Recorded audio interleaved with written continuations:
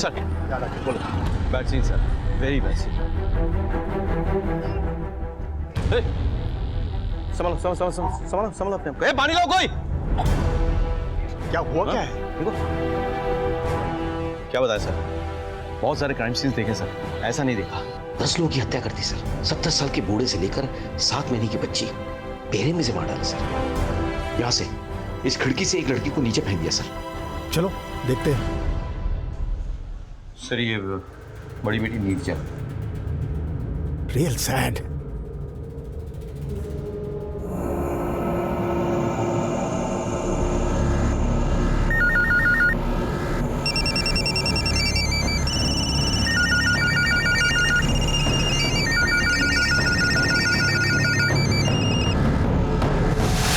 दरवाजे का लॉक नहीं टूटा है, इसका मतलब मर्डर के पास या तो घर की चाबी थी या वो घर वालों को अच्छी तरह से पहचानता था, इसलिए उन्होंने इसके लिए दरवाजा खोला। या क्वाइट पॉसिबल।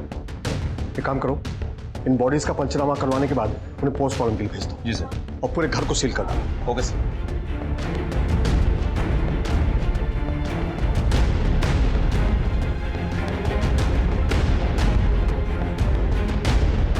कोई है यहाँ जो इस परिवार वालों को जानता है? जी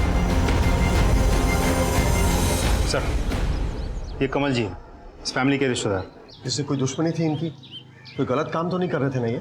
कहीं ऐसा तो नहीं कि कोई गैंग वैंग या अंडरवर्ल्ड से कोई पंगा था इनका? नहीं साहब, कोई गलत काम नहीं कर रहे थे और ना ही किसी गैंग के साथ में पंगा था। साधारण लोग थे साहब। सब ये सामने दुकानें दिख रही है ना, ये सब इन्हीं की है। नॉर्मल बिजनेस करते थे साहब। आप कहाँ रहते हैं?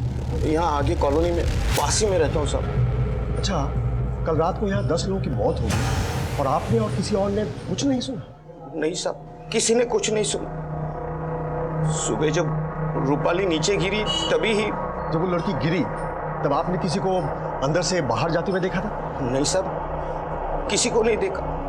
और साहब कुछ देखने की हालत में मैं था ही नहीं साहब। सर मुझे लगता है कोई झगड़ा हुआ था सर। जिस किसी ने भी ये कांड किया है वो इस परिवार से काफी नफरत करता है। या क्वाइट पॉसिबल। इसने तो पागलों की तरह नरसंहार किया। जी। लेकिन राकेश, ये भी तो पॉसिबल है कि वो लड़की रूपाली का घर के बाकी मेंबर्स के साथ किसी बात पर झगड़ा हो गया हो और फिर उसने खुद ही ये खून किया हो और फिर खुद इस खिड़की से कूद गई। ऐसा लगता नहीं है सर, रूपाली की जो कद काठी है वो ऐसे 10 लोगों का मर्डर नहीं कर सकती। तो फिर लड़की आखिर ऊपर से कूदी क्यों? सर, ऐसा भी तो हो सकता है कि वो लड़की घर पे छिपकर कहीं बैठी थी। शायद किलर ने उसे ढूंढ लिया हो और किलर से बचने के चक्कर में उसने खिड़की से छलांग लगाई हो या फिर एक्सीडेंटली नीचे गिर गई।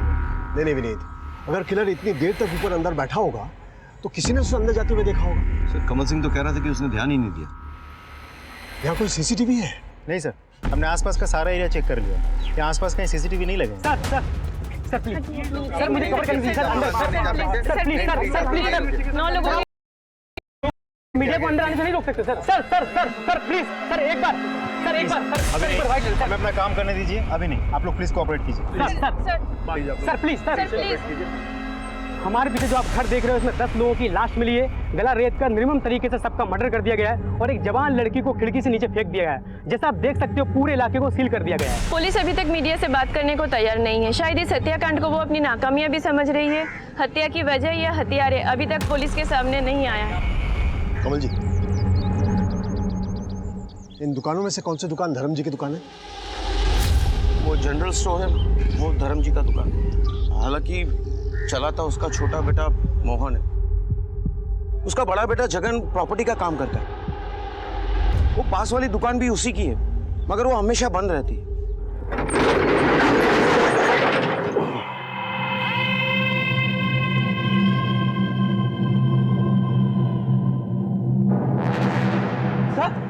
क्या हो गया? ताऊजी क्या हो गया? ताऊजी पुलिस को आइए, बताओ ना ताऊजी। चंदू। कौन हो तुम? साहब ये चंदू है, धर्म के यहाँ काम करता है और साथ में घर में भी काम करता है। हमारे गांव का ही है। कुछ साल पहले धर्म ही इसे गांव से लेके आया था। तुम रात को कहाँ थे? अब हम तो यहीं थे, हम दुकान में ही सोते हैं।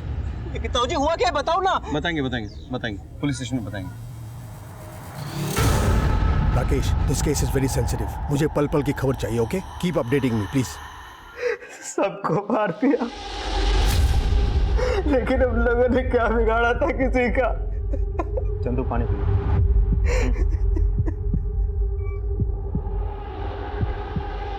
कल रात क्या हुआ था चंदू? हमको नहीं मालूम साहब ये सब कैसे हो गया।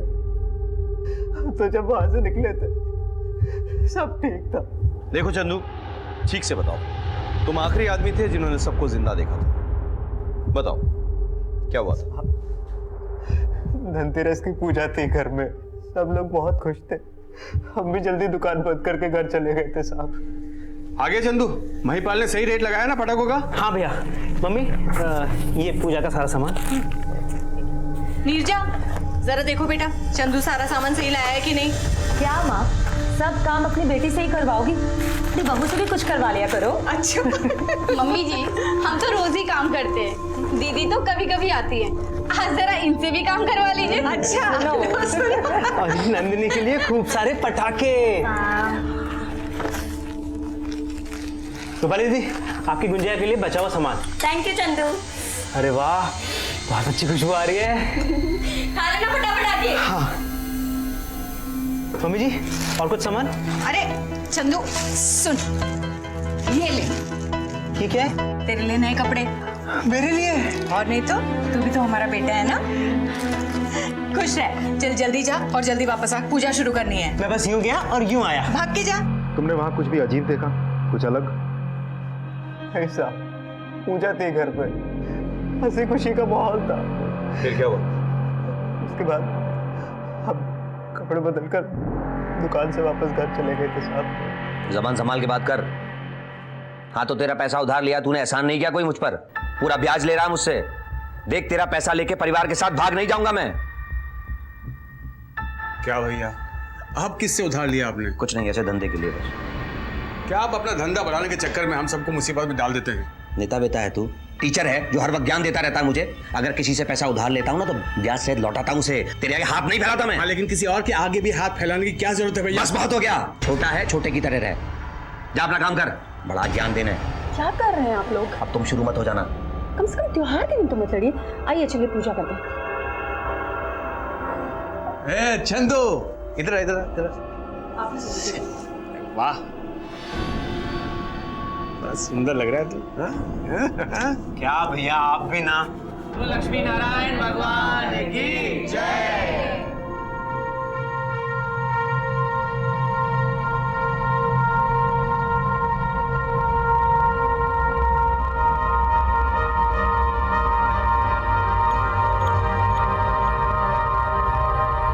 चलो चंदू, अब सबको बहुत भूख लगी होगी, है ना?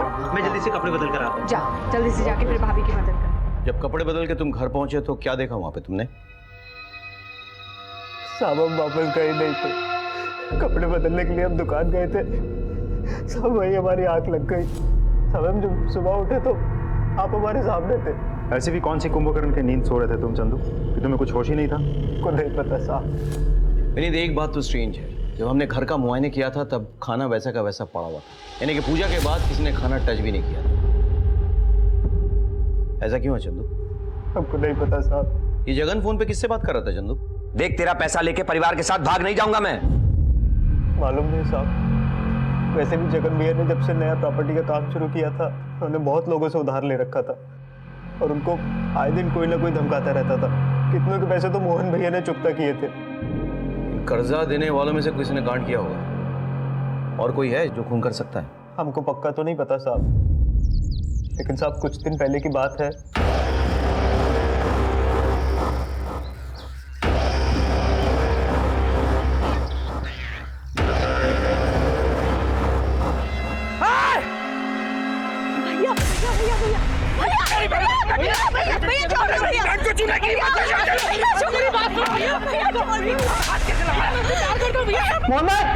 मोहन भाई, चंदू, मोहन भाई, वो जगन भाई रूपाली दीदी के दोस्त को बहुत ज्यादा मार रहे हैं। हाँ बाहर कहीं, जल्दी चलिए, कहीं पे हेल्प कर रहे हैं। आइए जल्दी आइए।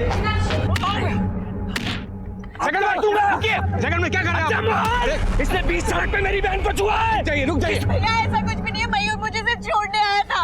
कौन है ये? हाँ, मैं और मयूर एक दूसरे से प्यार करते हैं और शादी करना चाहते हैं। भैया आप लोग बड़े हैं, इसका मतलब ये नहीं कि आप कुछ भी बोलेंगे। हम लोग बालिग हैं, हम लोगों को आप शादी करने से नहीं रोक सकते। आप तुम जा सकते हो, जरूरत पड़े तो फिर बुलाएंगे तुम्हें।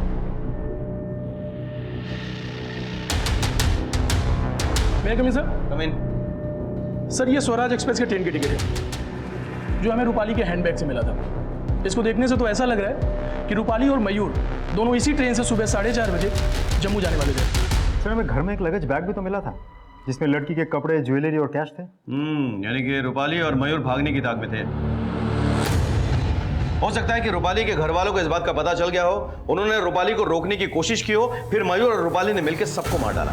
लेकिन रूपाली नीचे कैसे गिरी थी? इस सवाल का जवाब या तो रूपाली दे सकती है या फिर मयूर। देखो कहाँ है वो, यही पता करो किसी ने रूपाली के घर के आसपास मयूर को देखा था क्या। मयूर के कॉल रिकॉर्ड्स निकालो और बाकी के फैमिली के भी। सब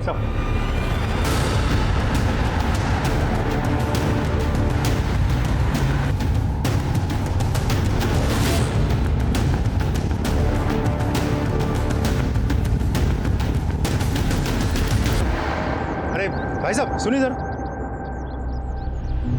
मयूर यहीं रहता है? जी हाँ, मयूर यहाँ मेरा किराएदार है और मैं इस घर का ओनर।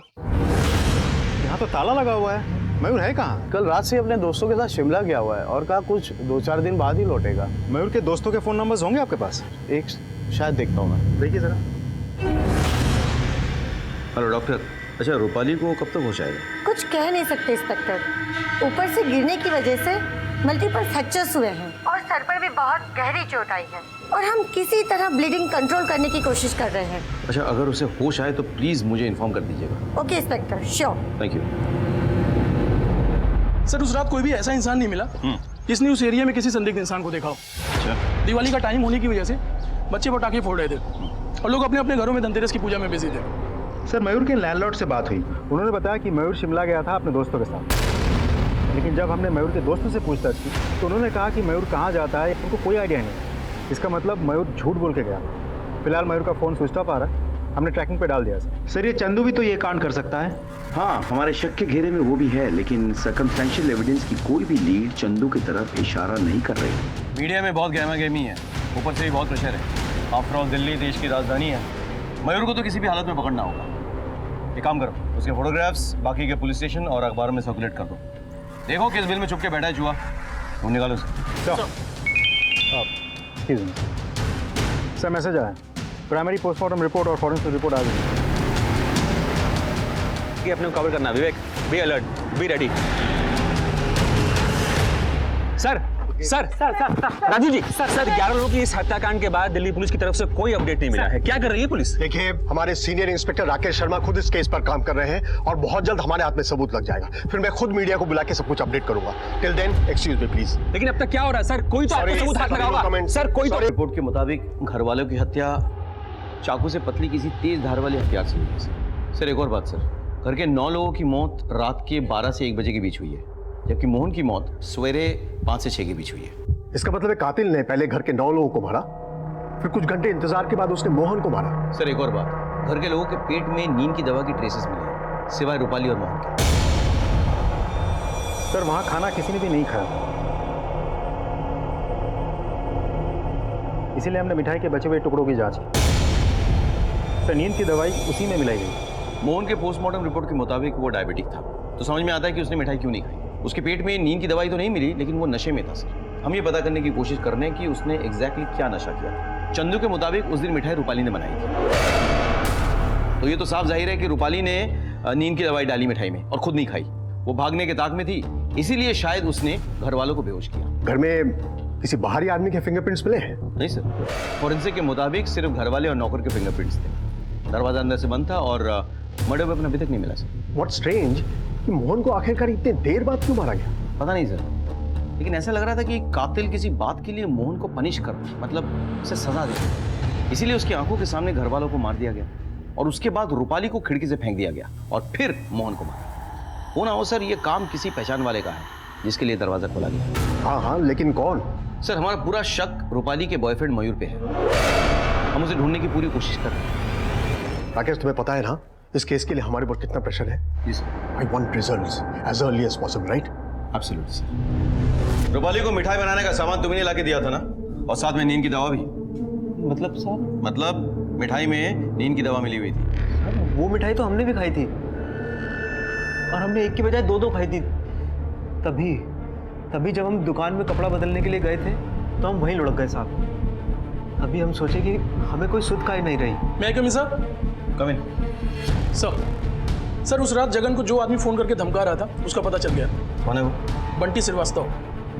वो बंटी श्रीवास्तव जो बहुत बड़ा क्रिमिनल है, उसका जगन के साथ क्या वास्ता? वो बंटी श्रीवास्तव से तो जगन भैया ने खूब सारे पैसे उधार ले रखे थे, करीब 60-65 लाख, और इतना बड़ा कर्जा मोहन भैया भी नहीं चुका सकते थे, और इसलिए मोहन भैया और जगन भैया में आपस में झगड़ा रहता था। और साहब एक बार तो बंटी श्रीवास्तव का गुंडा लोग घर पे भी आया था। ये मैं जीत गई, पापा हार गए। अरे वाह जगन भैया, आप तो बच्ची से हार गए। अरे बच्ची से क्या हार गए, मेरी तो प्यारी बच्ची है, इसी से तो हारा हूँ। चल एक गेम और हो जाए। ओ बाबा क्या हार चल रही है? कहीं ऐसा न हो तेरी बेटी अपनी जिंदगी से हार जाए। कौन हो तुम लोग? मेरे घर में आने की हिम्मत कैसे हुई? अबे साले बंटी भैया के पैसे खा के हमें हाथ निकाला। अगर तूने बंटी भैया के पैसे 7 दिन में वापस नहीं किया ना तो पूरे परिवार के टुकड़े टुकड़े कर दूंगा। चल चल गुड डेज। उस कत्ल वाली रात भी जगन के पास बंटी का फोन आया था। देख तेरा पैसा लेके परिवार के साथ भाग नहीं जाऊंगा मैं। बंटी से माफी या मोहलत मांगने के बजाय जगन ने फोन पर उससे बदतमीजी की। हो सकता है कि बंटी को गुस्सा आ गया हो और उसने अपने आदमियों को भेजा हो उनको मारने के लिए। कहाँ है आजकल बंटी? सेंट्रल जेल में सर। इस हथियार से उन सब के गले रेते गए हैं। सुना है वो चाकू से भी पतले थे, और इस तरीके के हथियार पॉकेटमार ही यूज करते हैं। चिंदी पॉकेटमार और बंटी श्रीवास्तव में आपको फर्क नजर नहीं आता है? आप लोगों से पूछिए कि बंटी श्रीवास्तव अगर किसी का खून भी करता है तो किस तरीके से करता है। और पूरी दुनिया जानती है कि बंटी श्रीवास्तव की दुश्मनी किसी से भी हो, मगर वो औरतों और बच्चों को कभी नहीं मारता है। तो बातें तो बहुत अच्छी करता है, लेकिन अगर ये तेरा काम हुआ तो तू बहुत पछताएगा। साहब मैं तो पहले से उम्र कैद की सजा काट रहा हूँ, अब इससे ज्यादा और क्या होगा। तेरी उम्र कैद की सजा मैं इतनी मुश्किल कर दूंगा कि तू दरख्वास्त करेगा अदालत में कि तुझे फांसी की सजा हो जाए।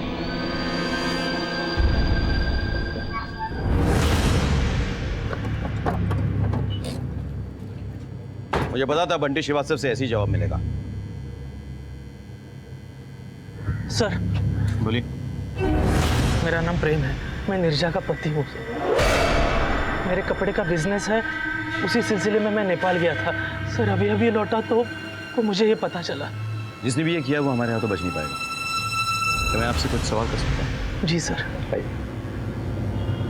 आपका परिवार में किसी के साथ कभी कोई पंगा हुआ था? नहीं सर, कभी कोई पंगा नहीं हुआ था, लेकिन 1 साल पहले जगन भाई ने मुझसे 3 लाख रुपए उधार लिए थे जो वो वापस नहीं कर रहे थे। फिर मैंने यही चीज़ अपने ससुर जी को बताई, इसी के कारण घर में थोड़े तमाशे भी हुए। फिर मोहन भाई ने मुझे कहा कि वो मुझे पैसे 6 महीने में लौटा देंगे, और फिर उन्होंने लौटा भी दिए। मुझे लगता है जिस किसी ने भी सबको मारा है, आपकी पत्नी का परिवार उसे अच्छी तरह से जानता था और अपनी मर्जी से अंदर आने दिया। ऐसा कोई है जो आपकी पत्नी के परिवार का सगा भी था और उनसे इतनी नफरत भी करता था? सर मुझे पक्का तो नहीं पता, लेकिन 7 दिन पहले मैं अपने ससुराल गया था मेरी सासू माँ को पूजा का प्रसाद देने के लिए। बहुत अच्छा लगा दामाद जी, आज आप इतने दिनों के बाद आए। प्रेम जी हम लोग एक शहर में रहते हैं, फिर भी एक दूसरे को नहीं देख पाते। आते रहा करो, मुझे चाय मिल जाती है इस बार। हिना? हिना? क्या हुआ बेटा? हाँ? अरे हिना? हिना? क्या बात है बेटा, रो क्यों रही है? सब कुछ ठीक है ना? कुछ ठीक नहीं है माँ। क्या ठीक नहीं है ना? भैया हर्षद ने मुझे घर से निकाल दिया, वो मुझे तलाक देना चाहता। क्या कह रही है ना? ऐसे कैसे देना चाहता था? हाँ? शादी को 6 महीने नहीं हुए उसने तुम्हें घर से बाहर निकाल दिया। अब तू देख, छोड़ूंगा नहीं। मेरी बहन की बेइज्जती की है उसने। अरे जगन रुक जा बेटा। दामाद जी आप उसे रोकिए प्लीज, बहुत गुस्से वाला है, कुछ गलत ना कर बेटे। मोहन भी घर पे नहीं है, चलो रोकिए उसे। जी। अर्षद! अर्षद! अरे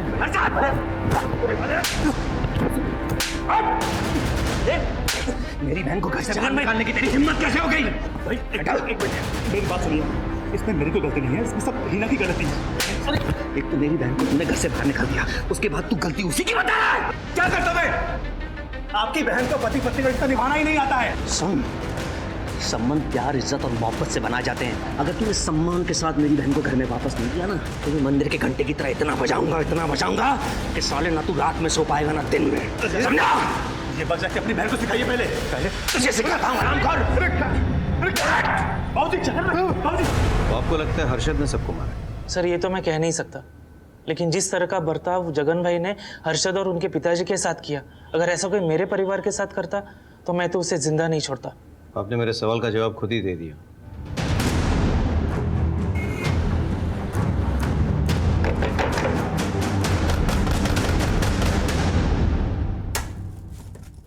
जी हर्षद घर पे हैं? जगन ने तुम्हारे पिताजी पे हाथ उठाया था, लेकिन उसके परिवार की हत्या से हमारा कोई लेना देना नहीं है सर। हिना के साथ तो है ना? हिना को घर से क्यों निकाल दिया था? सर वो मैं बहुत अजीब सिचुएशन में फंस गया था।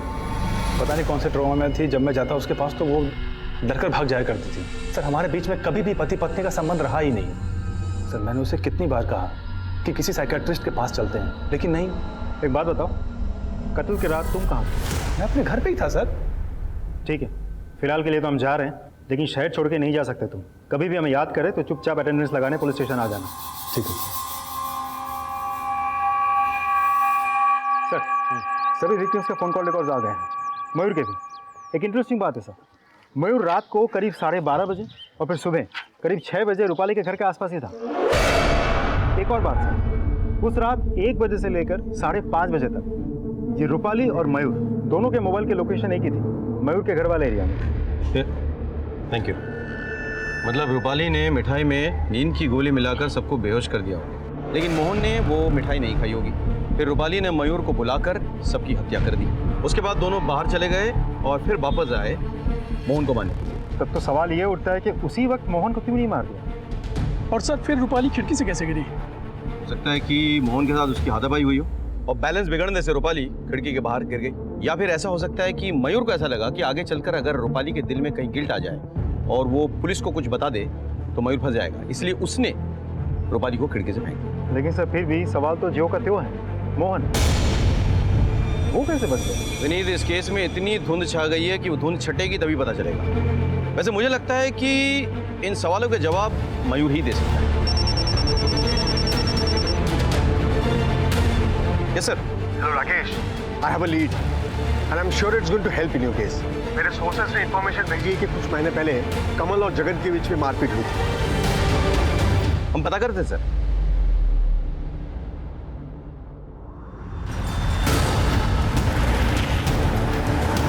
कमल और जगन के बीच झगड़ा हुआ था क्या? हाँ, कुछ दिन पहले उनमें झगड़ा हुआ था। प्रियंका, तुमने नंदिनी को देखा क्या?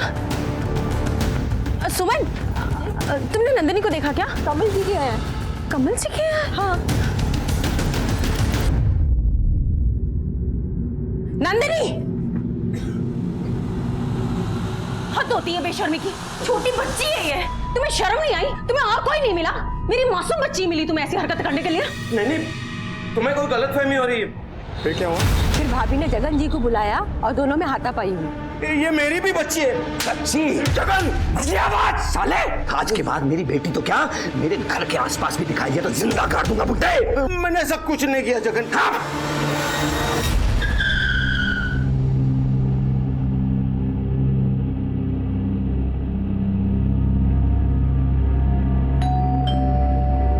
आजकल समय ही कुछ ऐसा हो गया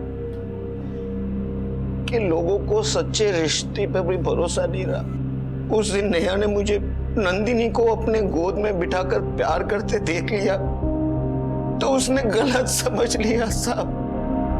धनतेरस के दिन मेरे घर के अलावा सारे घर में रौनक। वो छोटी बच्ची नंदिनी ने मुझे देखा और दिवाली की शुभकामनाएं दी। हैप्पी दिवाली दादू। मुझे अच्छा लगा सब। ऐसा लगा कि चलो कोई अपना तो है। नहीं सुधरोगे ना तुम? मैंने आपको सब कुछ सच सच बता दिया, लेकिन आपको फिर भी ऐसा लगता है कि ये मैंने किया है तो आप मुझे जेल में डाल दीजिए।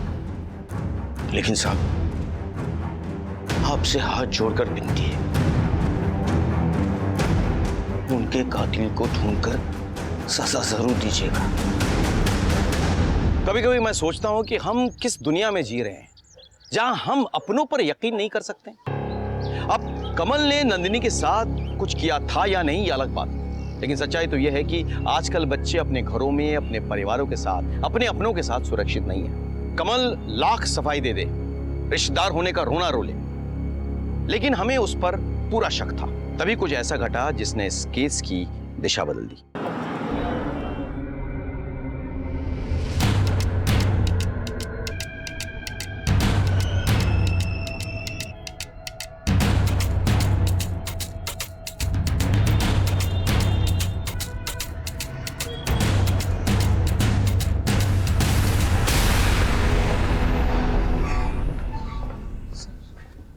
प्यार से बोलेगा या मार खाने के बाद सच बोलेगा? क्यों मारा सबको? सर मैंने किसी को नहीं मारा सर। सर चलो, please। सर मेरी बात सुनिए, सर मेरी बात सुनिए, सर मेरी बात सुनिए, सर मेरी बात सर हमारा प्लान सिंपल था सर। रूपाली मिठाई में नींद की दवाई मिलाएगी और सबके सोने के बाद चुपचाप रूपाली बाहर आ जाएगी और मैं उसे पिक कर लूँगा। सर हमारा प्लान भी पूरा हो गया था सर।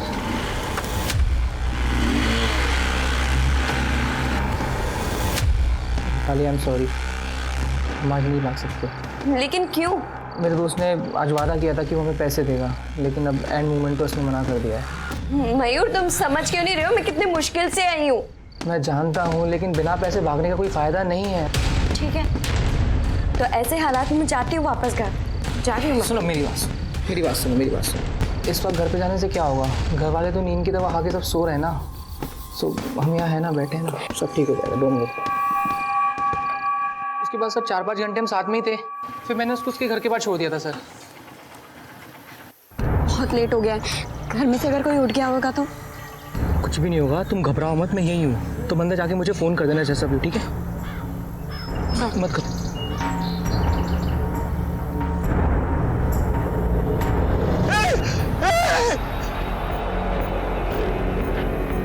तेरी गर्लफ्रेंड अपनी घर की खिड़की से नीचे गिर जाती है तो भाग जाता है वहाँ से? सर मुझे लगा जगन भाई जाग गए हैं और उन्होंने गुस्से में आकर रूपाली को खिड़की से नीचे फेंक दिया है। सर मैं डर गया था सर, मुझे लगा वो मुझे मार डालेंगे सर, इसलिए मैं वहाँ से भाग गया। लेकिन सर मैंने बाहर जाकर पुलिस को पीसीओ से फ़ोन किया था सर। Hello police station. सच बोलने को कहा था, कहानी सुनाने को नहीं। अरे सर मैं सच बोल रहा हूँ सर।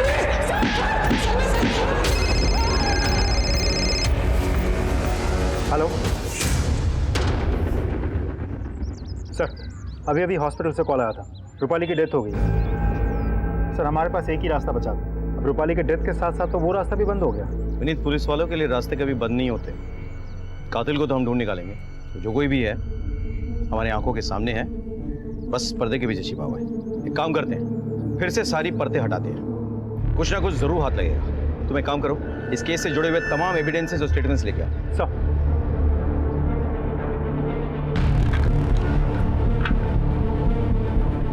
कपड़े बदलने के लिए हम दुकान गए थे, सब वही हमारी आंख लग गई। पूरी दुनिया जानती है कि बंटी श्रीवास्तव की दुश्मनी किसी से भी हो, लेकिन वो बच्चे और औरतों को नहीं मारता है। मैं अपने घर पे ही था सर। आपको फिर भी ऐसा लगता है कि ये मैंने किया है, तो आप मुझे जेल में डाल दीजिए। विनीत, इसे लेके आओ। Are you sure sir?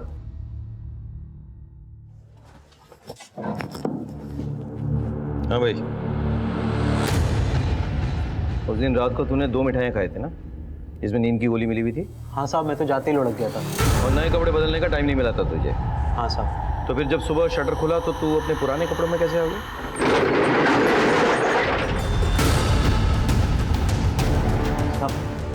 साहब मैं आपको बताना भूल गया, मैंने सोने से पहले कपड़े बदल लिए थे। अच्छा अच्छा अच्छा, तो कहाँ हैं तेरे नए कपड़े? पता नहीं साहब, नहीं पता। अनिल, याद आया कुछ? तेरे नए कपड़े जो तूने दुकान में बोरी के नीचे छिपा रखे थे।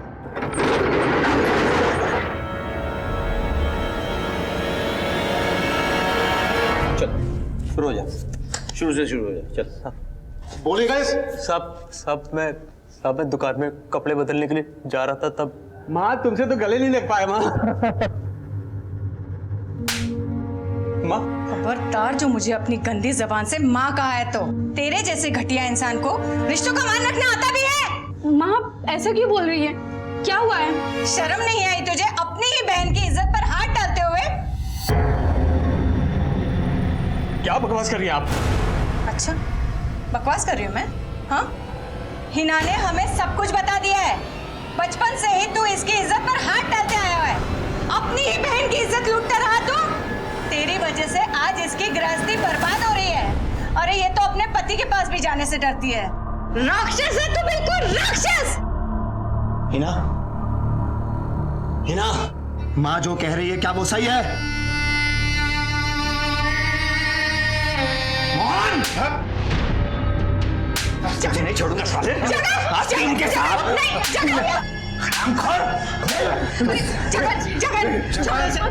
गलती इसकी नहीं, गलती मेरे कोक की है, जो इस जैसे कमीने को मैंने जन्म दिया। ऐसे घटिया इंसान के साथ मैं भी अपनी बेटी के साथ इस घर में नहीं रह सकती। इस घटिया इंसान के साथ तो मैं भी नहीं रहना चाहती। शी, चाचू आप कितने गंदे हो। चल चल निकल जा। सबका फैसला सुन लिया तूने? सुन, अगर तू मेरा भाई नहीं होता ना तो काट के तेरे टुकड़े टुकड़े कर देता। निकल जा यहाँ से और मनुष्य सूरत कभी घर मत दिखाना। निकल जा।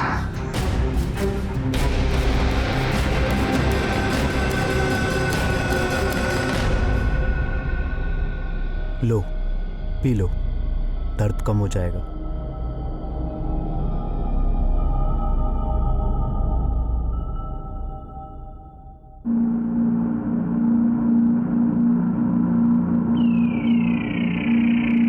तुम जानते हो ना हम तुमसे कितना प्यार करते हैं। तुम्हारे बिना नहीं रह सकते हम।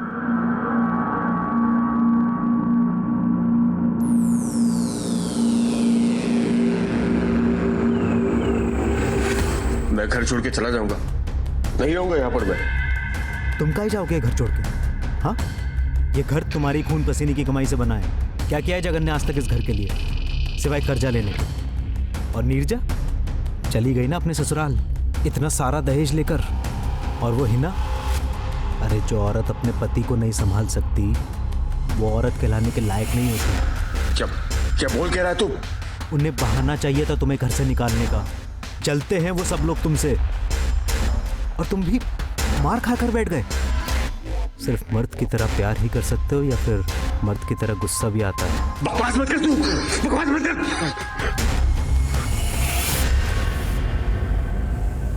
इतने सारे लोग हैं, मैं अकेला उन सब पर कैसे? कुछ नहीं होगा, सब नींद की दवाई खाकर सो रहे हैं। तुझे कैसे पता? रूपाली ने गुंजिया में नींद की दवाई मिलाई थी, हम ही ला कर दिए थे।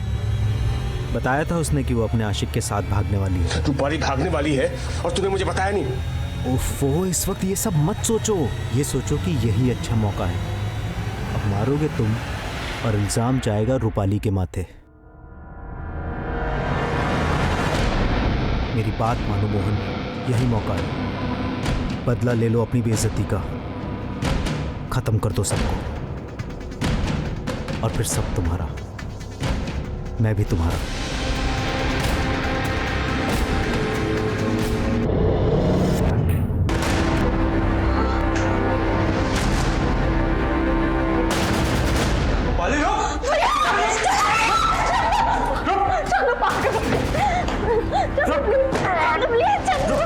रुक जा रूपाली।